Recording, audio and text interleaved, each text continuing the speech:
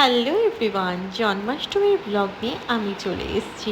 অনেকটা লেট হয়ে গেল বলো, তোমরা কিন্তু ওয়েট করছিলে। অনেকের মেসেঞ্জারে মেসেজ পেয়েছি, আর তার সাথে সাথে অনেকের কমেন্টও পেয়েছি।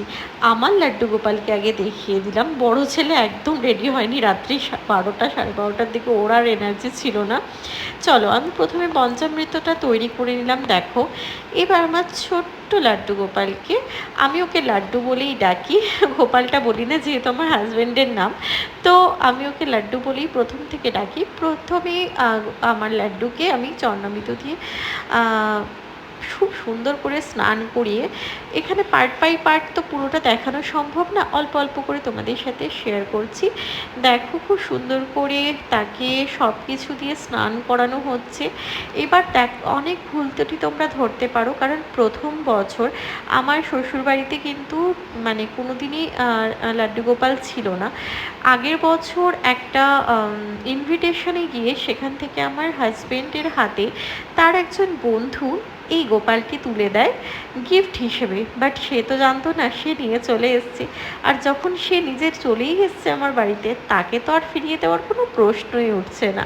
সেই জন্য তাকে সুন্দরভাবে প্রতিষ্ঠিত করে, যেভাবে আমাদের পুরোহিত আঙ্কেল বলেছিল সেভাবে আমি প্রতিষ্ঠিত করে নিজের হিসেবে তাকে পূজিত করি। এবার ভুল ত্রুটি আমি জানি না, কারণ আমার শ্বশুরবাড়িতে সমস্তটাই আমার শাশুড়ি মার করে দেওয়া, আমি নিজে কোনো কিছুই করিনি। সেগুলোকে তার হিসেব মতোই আমি এখনও চালিয়ে যাচ্ছি।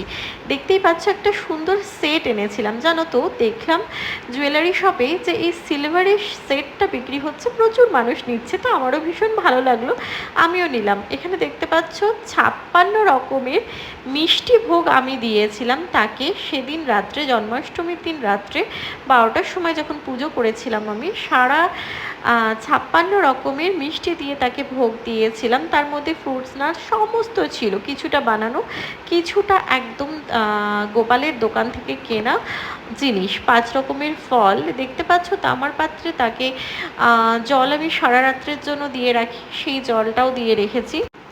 এবার আমার পুজো প্রায় প্রায় শেষের দিকে। এবার দেখো, আমি একটা ঘিয়ের প্রদীপ জ্বালিয়ে সমস্ত ভোগগুলো দান করে দিলাম। আর তোমরা সবাই জানো যে লাড্ডু গোপালের যে কোনো ভোগের মধ্যে, প্রতিদিনের খাবার হোক বা যে কোনো ভোগদানই হোক না কেন, সব কিছুর মধ্যে কিন্তু তুলসী পাতাটা সব থেকে ম্যাগনেটারি। আর যতগুলো চকলেট দেখতে পাচ্ছ, এগুলো সমস্ত আমাদের গোডাউনের, আমার হাজব্যান্ড নেসলের গোডাউন থেকে আমি এগুলো সব কিছু। কেমন লাগলো অবশ্যই আমাকে কমেন্টের মধ্যে জানিও।